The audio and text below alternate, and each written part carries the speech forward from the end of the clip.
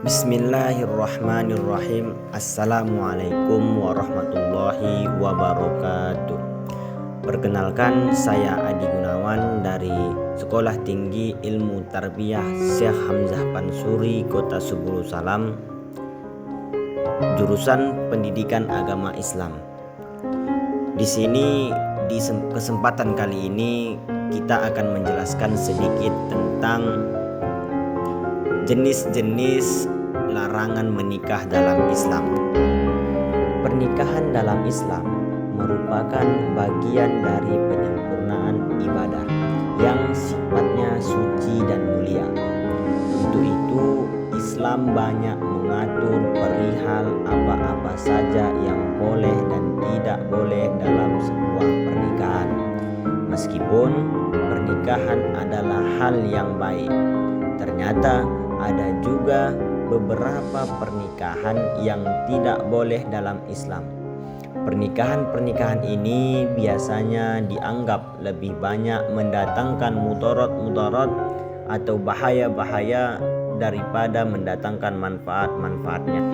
Berikut ini kita akan membahas 4 jenis pernikahan yang dilarang di dalam Islam. Di antara lain ialah yang pertama, nikah shighar.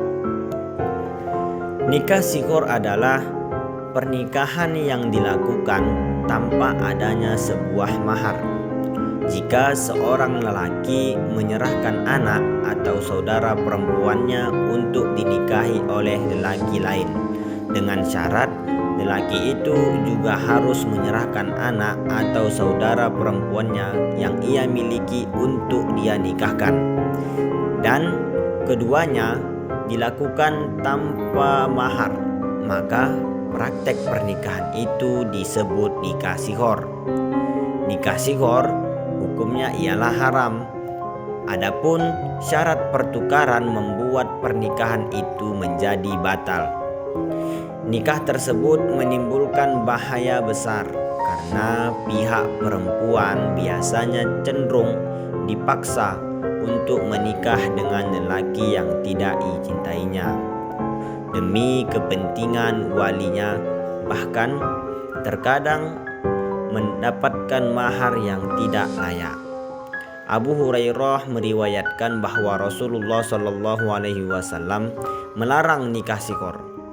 Nikah shighar terjadi apabila seseorang mengucapkan, "Nikahlah anak perempuanmu denganku, dan akan kunikahkan anak perempuanku denganmu," atau "Nikahlah saudara perempuanmu denganku, maka aku akan menikahkan saudara perempuanku denganmu." Rasulullah SAW bersabda, "Tidak ada nikah shighar dalam Islam." Hadis riwayat Muslim. Yang kedua adalah nikah tahlil. Jika seorang lelaki menikahi perempuan yang sudah talak 3 atau yang telah selesai masa iddahnya, kemudian ia menceraikannya agar perempuan tersebut bisa dinikahi kembali oleh suami pertamanya, maka itulah yang disebut sebagai nikah muhallil. Perbuatan ini haram hukumnya dan termasuk dosa besar. Pelakunya akan dilaknat oleh Allah. Demikian pula suami pertama yang meminta orang untuk menikahi istrinya dengan cara muhallil. Sebagaimana dalam hadis Rasulullah SAW, Rasulullah SAW melaknat orang yang melakukan nikah muhallil serta suami yang menyuruh orang itu melakukan nikah muhallil. Hadis riwayat Tirmizi dan Ahmad. Bahkan Umar bin Khattab berkata bahwa ia akan merajam orang yang melakukan nikah muhallil. "Jika aku bertemu dengan orang yang melakukan nikah muhallil serta suami yang menyuruh orang itu, maka akan kurajam keduanya." Yang ketiga ialah nikah mut'ah, atau yang biasa dikenal yaitu sebagai nikah kontrak. Nikah mut'ah terjadi apabila seorang lelaki menikahi seorang perempuan dengan batas waktu tertentu, baik 1 hari, 2 hari atau bahkan lebih, dan dengan menyerahkan berupa imbalan atau uang maupun sesuatu yang lain. Pada sejarahnya, nikah mut'ah ini pernah dihalalkan oleh Rasulullah SAW. Namun hal itu diharamkan olehnya sampai hari kiamat kelak.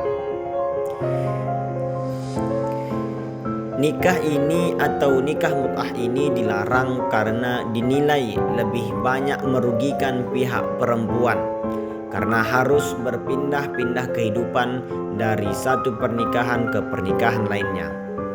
Sabroh Al-Juhani meriwayatkan hadis berikut tentang nikah mut'ah atau nikah kontrak. Ketika kami memasuki kota Mekah dalam peristiwa Fathu Mekah, Rasulullah SAW menyuruh kami melakukan nikah mut'ah atau nikah kontrak. Dan sebelum kami keluar dari Mekah, beliau sudah melarang kami untuk melakukannya. Hadis riwayat Muslim. Yang keempat yaitu nikah urfi. Nikah urfi biasanya sering terjadi di kalangan anak muda di zaman modern sekarang. Semisal ada seorang pemuda menjalin hubungan dengan pemudi tanpa diketahui orang lain atau tanpa sepengetahuan orang tua mereka. Ya mungkin hanya teman dekatnya saja yang mengetahui mereka telah menikah. Dan pada akhirnya mereka melangsungkan akad nikah di apartemen atau di hotel yang disaksikan oleh teman-teman mereka tanpa kedua wali mereka, hanya demi untuk menghalalkan hubungan seksual. Saat itu hanya ada teman-temannya sebagai saksi dan berupa perjanjian di atas kertas. Setelah itu pemudi tersebut pulang ke rumahnya seperti tak terjadi apa-apa. Pernikahan seperti ini tidak sah, bahkan termasuk perbuatan zina, karena sudah jelas tidak memenuhi syarat-syarat sah nikah, yaitu adanya wali dari kedua pihak tersebut. Rasulullah SAW bersabda, tidak sah nikah yang dilangsungkan tanpa wali dari kedua pihak tersebut. Beliau juga bersabda, setiap perempuan yang menikah tanpa izin ke wali-walinya, maka pernikahannya itu batal. Bahkan Rasulullah SAW sampai mengucapkan kalimat tersebut sampai 3 kali. Hadis riwayat Ahmad, Abu Daud dan Ibnu Majah. Baiklah, sekian penjelasan dari saya mengenai tentang larangan-larangan menikah dalam. Apabila ada penjelasan yang kurang berkenan, mohon kiranya dimaklumi. Wal akhir, assalamualaikum warahmatullahi wabarakatuh.